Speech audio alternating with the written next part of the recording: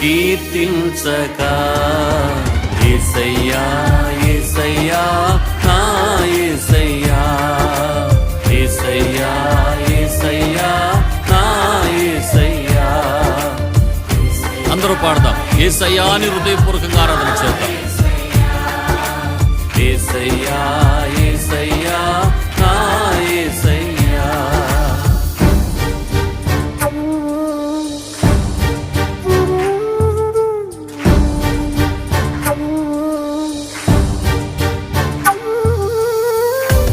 మారాలాంటి నా చేదైన జీవితాన్ని మధురముగా మార్చిన దేవా నీకే వందనాలయ్యా.